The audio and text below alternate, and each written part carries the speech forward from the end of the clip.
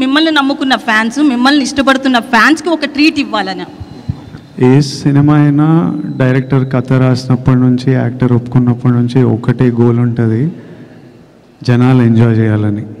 అది ఒకటే మన audience, that is the single goal. అది అచీవ్ అయినామంటే అందరు హ్యాపీ ఉంటారు, డబ్బులు వస్తాయి, పేరు వస్తుంది. So nobody thinks about any other way around. ప్రతిసారి గోల్ ఆడియన్స్ మన సినిమా ఎంజాయ్ చేయాలరా, అదొక్కటే ఉంటుంది ఆల్వేస్. వంశీ గారు ఒకటి, యాక్చువల్లీ లాస్ట్ టైం ఒక ఇంటర్వ్యూలో కూడా మీరు మాట్లాడుతూ పిఆర్ఓ వ్యవస్థ మీద మాట్లాడారు కదా, పిఆర్ఓలు బెదిరిస్తున్నారు, బ్లాక్మెయిల్ చేసే రేంజ్కి వెళ్ళిపోయారు అని చెప్పి.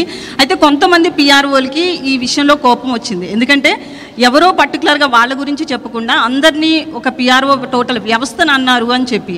పర్టికులర్గా ఎవరైనా ఉన్నారని మీరు చెప్పాలనుకుంటున్నారా? ఆ రోజు ఆ ఇంటర్వ్యూ అడిగిన అతను అయితే మాత్రం మిమ్మల్ని ఆ క్వశ్చన్ అడిగిన ఆయన తిరిగి ఆ క్వశ్చన్ వేయలేదు, పర్టికులర్గా చెప్పండి ఆ నేమ్స్ అని చెప్పి. మీరేమైనా దాని గురించి ఓపెన్ అవ్వాలనుకుంటున్నారా?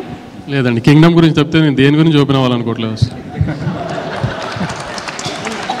సార్. వంశీ ఇది అంటే కింగ్డమ్ ఈ స్టోరీ అంటే గౌతమ్ తిన్నూరి ఇది ఫస్ట్ చెప్పింది రామ్ చరణ్ అన్నారు కదా, ఆ స్టోరీనా లేకపోతే ఇది వేరే స్టోరీ సార్? ఇది వేరే స్టోరీ అండి, మొత్తం చరణ్ గారికి చెప్పింది ఈ కథ కాదు.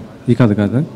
సో ఇంకా ఒక 15 days అయితే మళ్ళీ మీరు ఇంకొక సినిమా రిలీజ్ చేయబోతున్నారు. ఈ బిజీ షెడ్యూల్లో అది ఆ ఈవెంట్ అయినా చేయబోతున్నారా వార్ 2 సంబంధించి? అది కూడా చాలా తక్కువ టైం ఉంది కదా. మండే తర్వాత వార్ గురించి మాట్లాడుకుందాం అండి. ఈ 4 రోజులు అయితే నేను కింగ్డమ్ అయితే ఉండదు. మండే తర్వాత వార్కి ఏం చేయాలి ఎన్ని తర్వాత మండే తర్వాత మాట్లాడుకుందాం వార్ గురించి.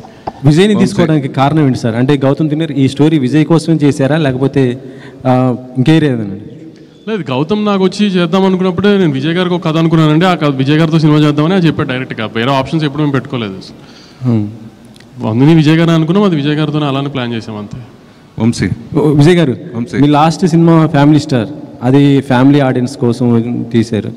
ఇది ఏ ఆడియన్స్ పర్టికులర్గా ఎవరి కోసం అనుకుంటున్నారు? అసలు టికెట్ బుక్ చేసుకుంటున్న ప్రతి ఒక్కరికి కింగ్డమ్ వాళ్ళందరూ